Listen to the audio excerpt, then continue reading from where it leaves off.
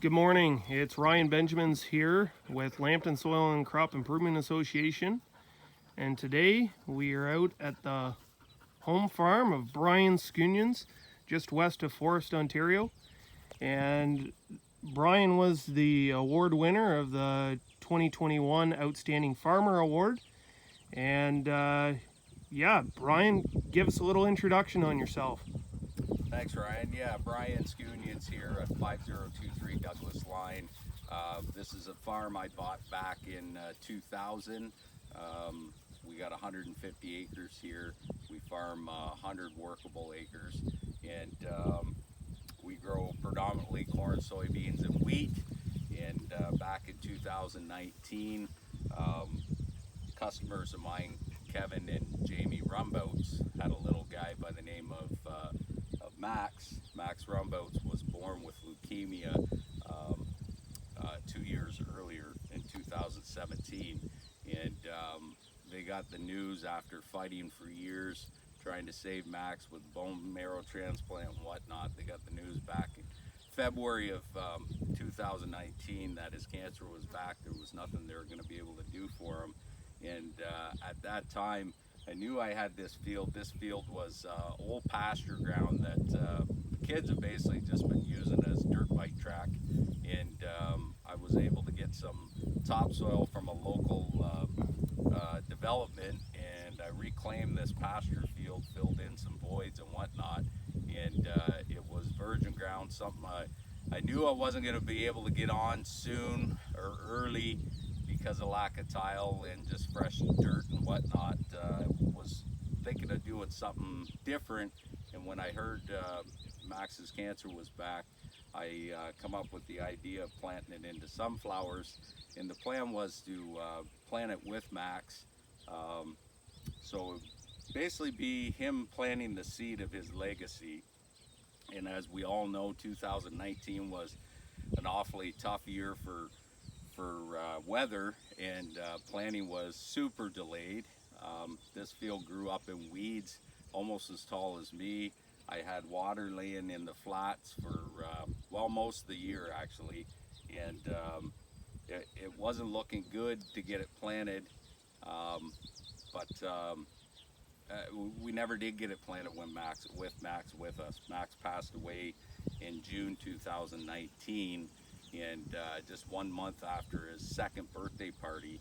And at the wake, I promised Kevin and Jamie that, you know what, we're going to plant that field. I don't care how late it is, and I don't care if it's just us that walk through it to remember your boy, but we're going to plant that field. So July 1st, 2019, I had Kevin and Jamie and Max's brothers, Zach and Hudson, out, and we planted this 6 acres. There was 2 acres in the flats that still had ducks swimming in it virtually, and we decided, well, we're going to plant what we can.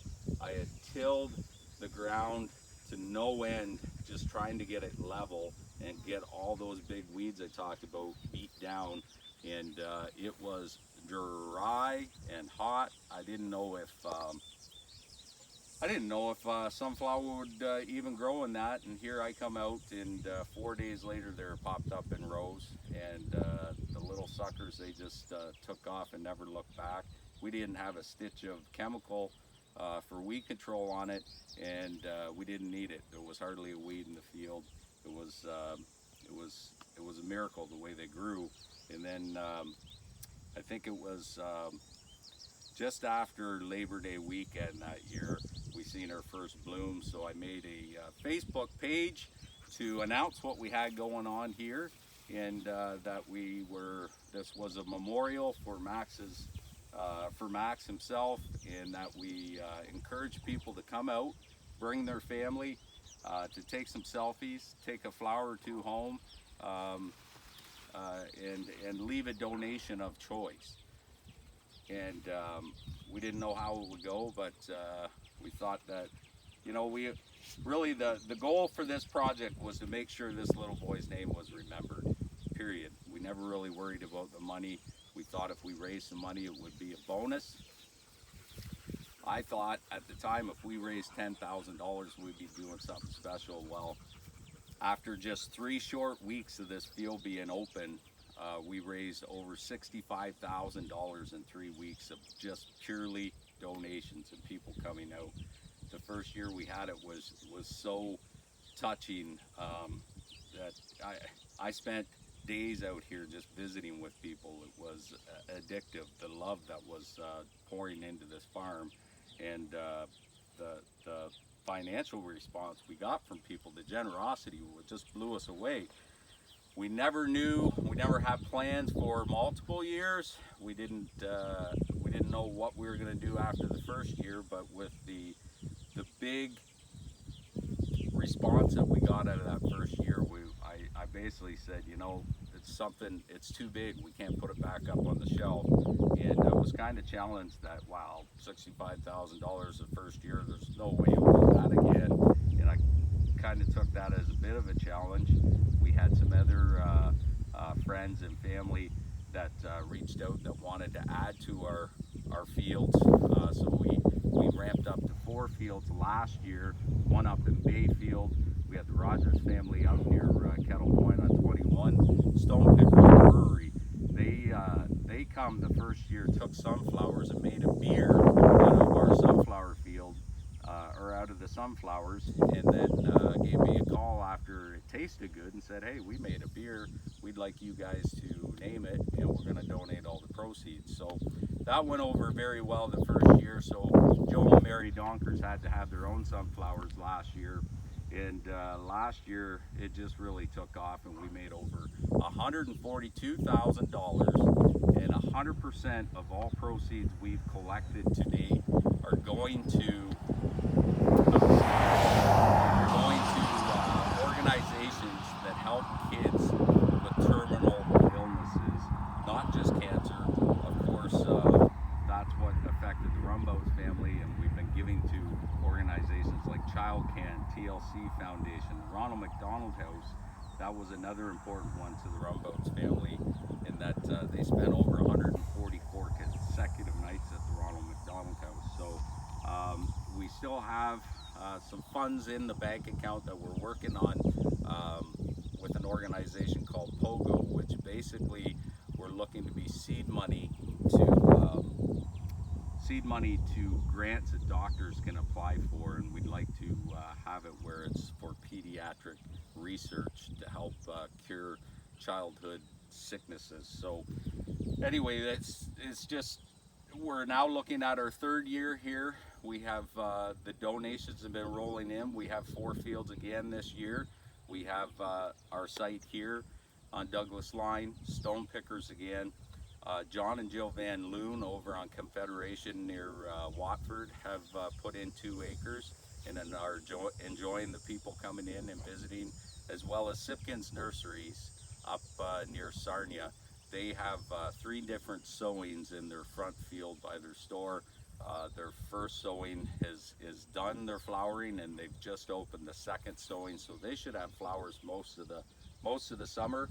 And we look forward to the people coming out and donating whatever they see fit. Awesome, Brian. So you mentioned a bit of the financial numbers. What sort of in the peak bloom here, how many visitors would you have on your farm in a given day or a weekend? We always thought about having a sign-in book or some kind of way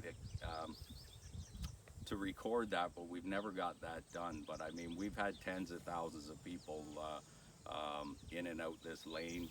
I don't have to cut my grass along the lane all summer once people start pulling in, because we have people come in and park on either side of the lane, but that's okay. I have the local homes bring busloads of seniors out, and they sit in the shade trees and pet my dogs, and I try and get out and visit with them, to new families and babies, and we've had not receptions, but wedding parties here for pictures and engagements, and just tens of thousands of people just enjoying the space. And almost always when I get talking to people, most people that want to talk, they relate to their own experiences and their own hardships with family with cancer and whatnot. And it certainly has been an emotional and cup filling experience, having this field in memory of Max. I mean, I always say that I'm not that good a farmer to do what we've done here, that there has been help from the good Lord and Max himself. We've had some mistakes we thought we've made that turned out to be just right, from a planter unit not planting last year. The outside row of 6 left us 10 rows of sunflowers, 2 rows missing, 10 rows. So we had alleyways that turned out to be our means to keep people separated in this pandemic. We've had just, you know, the fact that we planted so late and it worked out that these flowers, I didn't know how long it would take for them to come to bloom. Well, they come to bloom right September 1st. September's Childhood Cancer Awareness Month. So there's definitely been some miracles here. And the fact that we're able to take the generosity from our community and give that back to organizations that help this family in their biggest time in need is just all the payment I'll ever need. Be able to see that and be able to write some big checks of our generous community to help what I think is one of the biggest injustices in life is a kid being sick, terminally ill, a kid not being able to be a kid. So I'm super proud to be partnered with this spirit, and we've had lots of talks out here in the field, Max and I, and it's just very heartwarming. Right on. You know, it's pretty amazing, Brian, the amount of time I'm sure that you put into this. It really shows how much you care for your customers, specifically the Rumbouts family. It shows how much you care about the community. And just to take the time to talk to those that are not within the agricultural specific industry. I'm sure you get a lot of non-farmers here as well. Yeah, it's my understanding through the Outstanding Farmers Award that you've done other things for the community, specifically visiting classrooms. Do you want to talk a little bit about that and the importance you find in that work? Yeah, I've been doing ag in the classroom through the Forest Fair Board. Oh, it's been about 20 years now. I was doing that, started 20 years ago and probably done that for 15 plus years. And then I've moved into to working with the school board directly through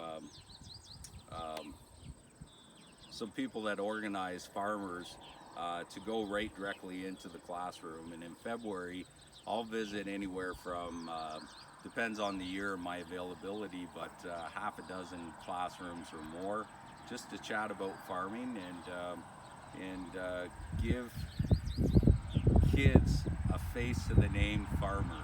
Because I think we're so far removed as a society from the farm and where our actual food and groceries are made, and there's been a pile of, you know, negative press, if you will, or people thinking that farmers are maliciously trying to pollute or whatnot. And you know, I think it's important that we teach our next generation of consumers, hey, I'm just a guy, I'm a dad, I have 4 kids, I feed my kids everything I grow here because I have confidence in it, and just answer the questions that they have. I mean, I'm drawn to kids myself. I think kids are my favorite people because they're honest, they're real, and I've walked into classrooms and been called everything from old to fat and everything else, and I think it's just hilarious. So yeah, I've worked, I'll continue doing that, I guess, with kids, because it's an important thing to do. Awesome, Brian. Back to just the fact that I think a lot of farmers will be watching this video, and what did you learn along the way on how to grow sunflowers? What are some of the important things to remember? How are you planting it, harvesting it? What herbicides? What's kind of the main takeaways? Do you need nitrogen? All those things. Yeah, sunflowers are kind of a neat crop. They're an arid crop normally, so they can grow on very little moisture, and there's very little herbicide you can use to control weeds. So our first year, like I said, I just done the organic thing and worked the ground lots and planted late, and they popped up and got ahead of the weeds. And being an old pasture farm, a lot of times you get that first year of a break from the weeds. This 2 years ago, we ended up planting sunflowers on sunflowers for a bit, and then flats that we never did get planted. And we sprayed some Prowl along with Roundup, and it worked out all right. This year we sprayed our burn down Roundup with the Prowl, and this 4 acres, this piece here was no-tilled into corn stalks, and we had 4 acres of corn last year with a Miracle Max walking trail and cursive through the corn, which we done with the soybeans in that part, and that worked out all right. But my piece of sunflowers on sunflowers, foresight, or hindsight's 2020, but I should have had the foresight to see that, you know, it was a crop that we couldn't get good weed control on. To plant that the second year, the weeds got away on us, so we're just calling that our organic section. But it's kind of neat. We cut out a big cancer ribbon out of that piece, and then this 4-acre piece has a walking trail, Miracle Max and cursive through it. And to see the families walking through there, you can get right amongst all the flowers and the honeybees. It's pretty neat. Awesome. So are you going to harvest this crop, Brian? All right, you asked about harvest. So my first year, my harvest was a big barn beam on my loader tractor, and I pushed them all down because this field was not tiled, and my local friendly drainage company, Rumboats Excavating, was in the neighborhood September 23rd. So it was only 3 weeks after we went to bloom. They were just out of bloom. We pushed them down, we got it tiled. Last year we only had 2 acres, and half of that 2 acres was on a side hill. It was 9:30 at night, it was starting to rain. We used the grain head because that's what we had on the farm at the time. And long story short, we never did get the combine set up before we were done. Not set up for grain. We had a nice silage sunflower blend that I had to shovel out of the combine or help out of the combine the next morning. So this year, actually, Doug Rogers has a row crop harvester. He's going to come in and combine this crop here this year with his row crop head, because the corn head Joe Donkers used last year, and he suffered a lot of loss because that ripping that plant down, the seeds were just going everywhere. So this is basically oilseed sunflowers that goes for birdseed. Awesome. So it'll go to a local birdseed conditioner. Good. You mentioned Sipkins Nurseries has a late planting. When do you think this field here, Brian, will more or less be done, bloom? I think we got this weekend. You know, a week from now, it's going to look fairly done as far as the yellow goes. I mean, we got a big storm here this morning, and this field was quite a bit more yellow last night when I went to bed than when after the storm went through. So every storm takes petals off when the pollination's done. So we'll be done by a week from now. Sipkins, their third bloom should be around the first part of August. Well, that's coming up, maybe mid-August. Yeah. All right, Brian, thanks for taking time into your day, and thanks for all you do for the agricultural and surrounding communities here in Plimpton, Wyoming. Thank you, Brian. Thank you.